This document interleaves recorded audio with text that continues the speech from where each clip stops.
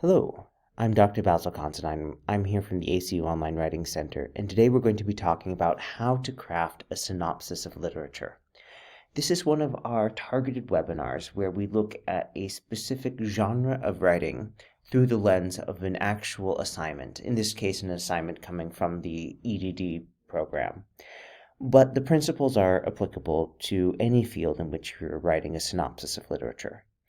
To just place in context, so a synopsis of literature is differentiated from, say, an annotated bibliography because you are giving a summary, yes, of some information, but the summary is more incidental.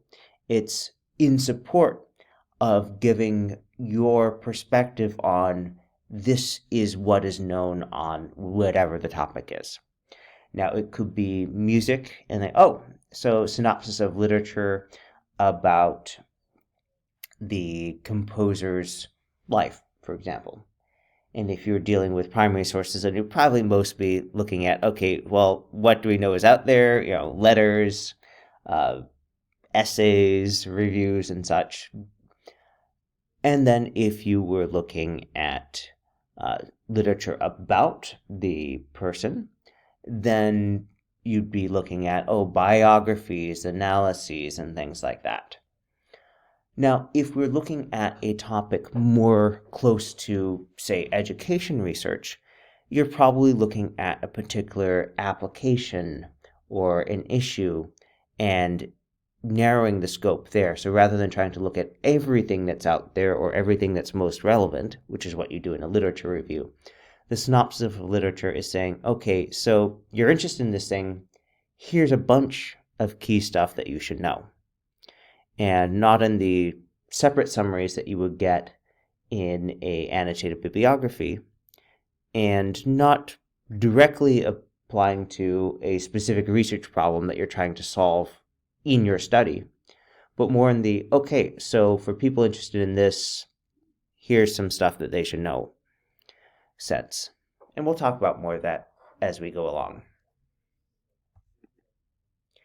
If you're new to the Online Writing Center, we work with students at several different points in the writing process. You can come at any stage of your writing, whether you have finished your dissertation and applying for a job, whether you are just starting to draft a paper, whether you have a paragraph, a page, 5 pages or more, you are welcome to come to us. It does not have to be complete, just have something for us to respond to, whether that's a set of questions you bring to a real-time appointment, questions you email us, or something where you submit a draft and say, hey, here are things that I'm interested in, or just, hey, here's my draft. Any suggestions for making it better? Or better by the particular standards like, to improve the alignment with the rubric, or to make it more clear that I'm doing X. Or some people will write in asking, can we give them advice on how to shorten it because they want to meet a certain length maximum, or how to expand it if they want to meet a higher target. And so all of those things are things you're welcome to do. You can sign up for an appointment with us through my.acu.edu, go to the quick links, that drop-down set of resources, and select Online Writing Center, and just follow the instructions from there. Appointments come in 2 major flavors. We have asynchronous appointments, which are you sign up for a time. By the time that rolls around, you upload a copy of your paper, and we send you feedback on your draft, generally within 24 hours of the appointment time. If you have a real-time appointment, whether that's by phone or Zoom, you'll send us stuff by the start of the appointment, and then either answer the phone for a phone call or hop into a Zoom session, depending on which you picked. And then you can ask more questions in real time. Some of the reasons you might select one over the other: asynchronous appointments work really well if you have a period of time where you'll be writing and a period of time when you're not. For example, many of our students are working and being full-time students, and so you might work on your paper in the evening and put it in for your appointment, and then go off to work the next day, and then come back the next evening to see our feedback, and then repeat the cycle again. Other people want to ask their questions right then and there and to be able to ask follow-ups and request clarifications and such, and find that for them that works better on phone or Zoom. I think Zoom is especially helpful if you are less familiar or less comfortable with Word, or if there is a particular function that you would like to learn about, and seeing someone else doing that is helpful to you. So partly it's a question of what your preferred learning style is for a particular task or particular assignment, and many students will go back and forth between them. If you're not already aware of it, we do have on our webinars page, there's a calendar schedule at the top, a complete alphabetical listing at the bottom, and then in the middle we have our program-specific webinar guide, where you can select different programs, such as leadership, and then scroll down and see all these sorted by the course number and then by the week within that course. With no further ado, let's talk about what we're going to be doing today. So our main focus is going to be on understanding how to write a synopsis of literature. And we'll do this first by looking at an actual assignment that requires you to do this, and then talk about how to bring that to life. So our example here is coming from Leadership 765. This is the Applied Research Problem course, and we're looking at the Week 2 Synopsis of Identified Literature assignment. Now, I've plucked out a sentence from the instructions that happens to be in the middle of a paragraph, but I've presented it here just for perspective, because this is really providing our preamble, the advance notice about what this is asking you to do. This paper will not be a list of discrete source summaries. So it's saying, don't give me an annotated biography or its equivalent in paragraph form.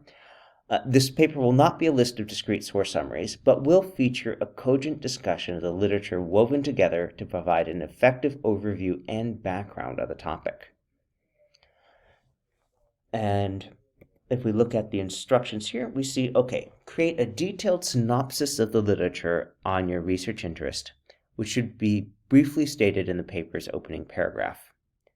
The synopsis of literature will help provide some insight into the current scholarly conversation on your topic, which will start to show where you might be able to make a contribution to this conversation.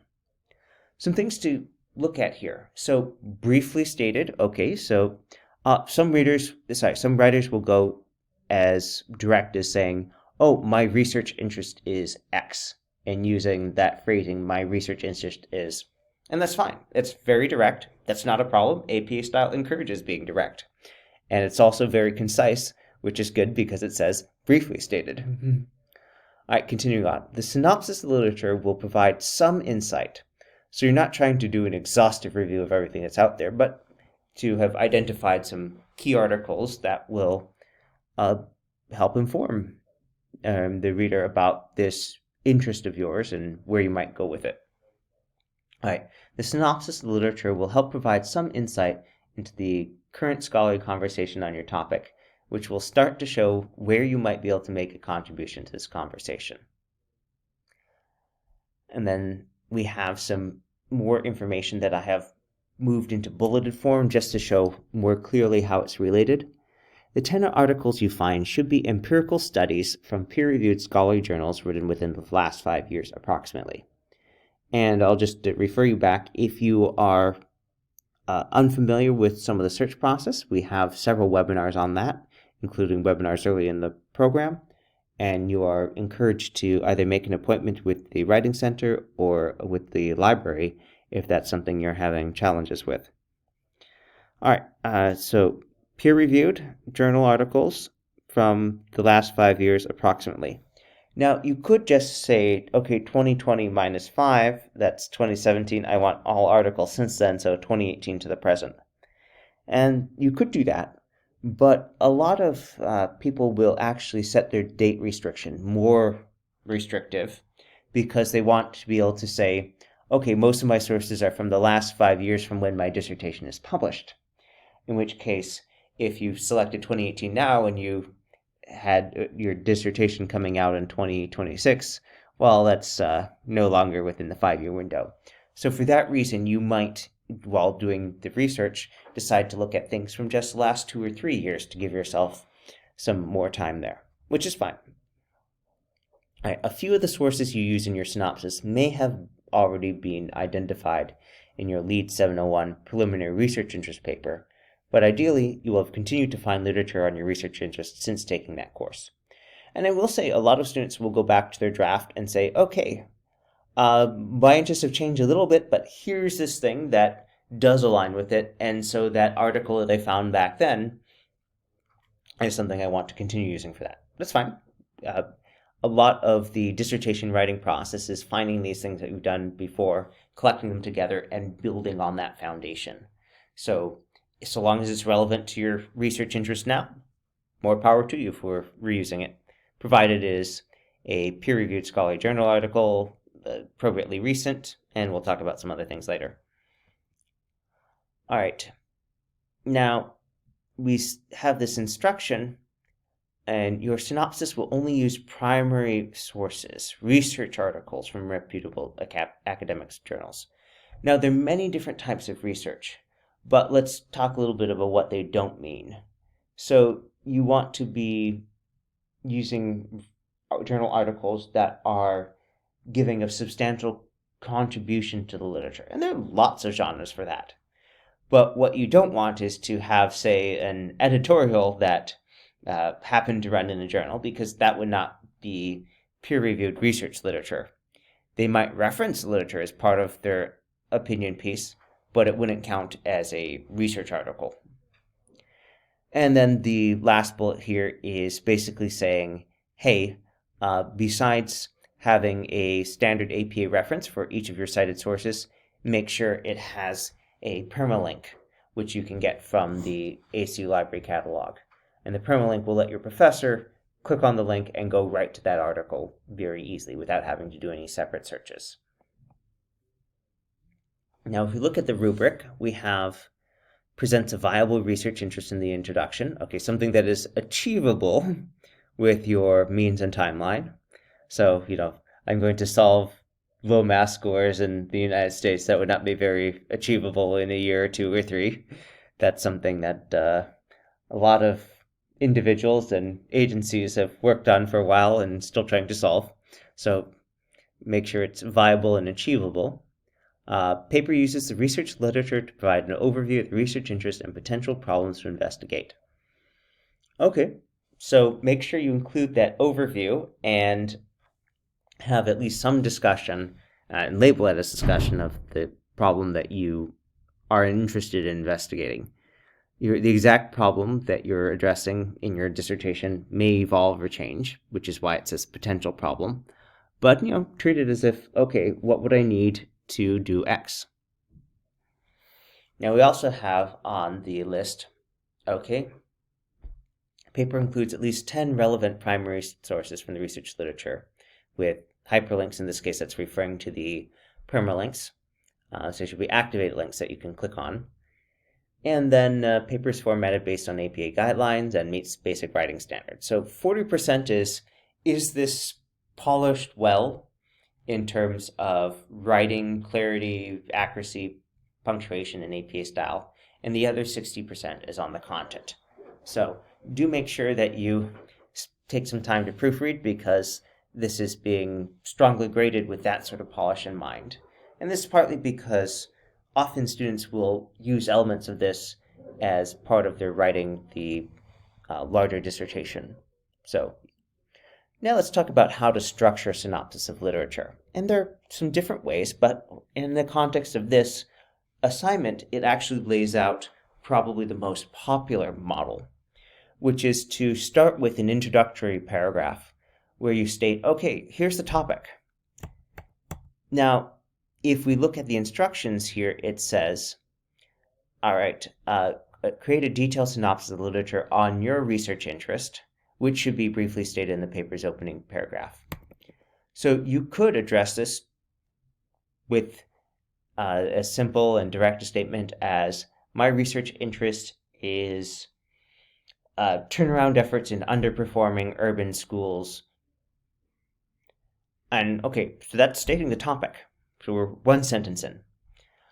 Next up, well, tell us why that topic is important. And that could be why it's important to you. You might live in that community, you might be a teacher in one of those schools, or it might be more of a social benefit argument. So either way, tell us, okay, why is this important and who's this important to? And then because you are giving your synopsis on this, we want a big picture comment, which one way to do this is say, okay, is this a mature area where there's lots of literature or a developing area, like less literature? Back in March of 2020, as an example, COVID-19 was a developing area where there wasn't a lot out of it yet. Now, while stuff is still coming out and there's scientists are still learning things, I would say it's more of a mature area in that there's a large body of literature out there now. And what there is will affect what you can do and what you can do well and what sorts of contributions you can be making. Because you don't want to be doing exactly what someone else has.